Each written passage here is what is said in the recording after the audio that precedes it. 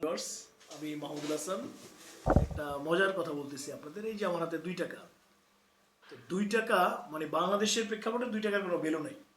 কারণ হচ্ছে কি, আজকে সকালে সবজি কিনতে গেলাম, তো সবজিওয়ালার কাছে 2 টাকা ভাঙতি নেই। তাই বললাম যে তুমি 2 টাকার মরিচ দিয়ে দাও। সে কাঁচা মরিচ দিবে না। আমি বললাম তাহলে 2 টাকা তুমি কীভাবে সমন্বয় করবে। তো সবজিওয়ালাও 2 টাকা ভাঙতি না দিতে পারলে সমন্বয় করতে পারে না। আবার আপনি একজন ভিক্ষুকরে 2 টাকা দেওয়াই যাবে না 10 টাকার নিচে।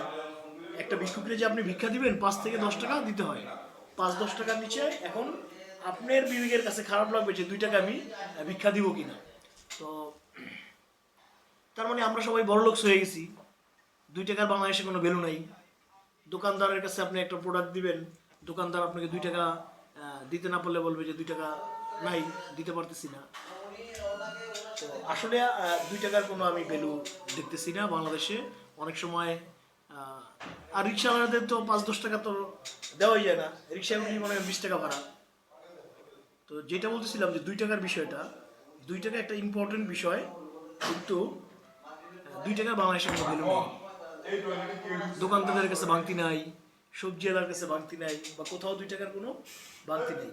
তার মানে কি আমরা সবাই বড়লোক হয়ে যেতেছি, বাংলাদেশের মানুষ বড়লোক হয়ে যাচ্ছে, 2 টাকার কোনো ভ্যালু নাই। ধন্যবাদ সবাইকে।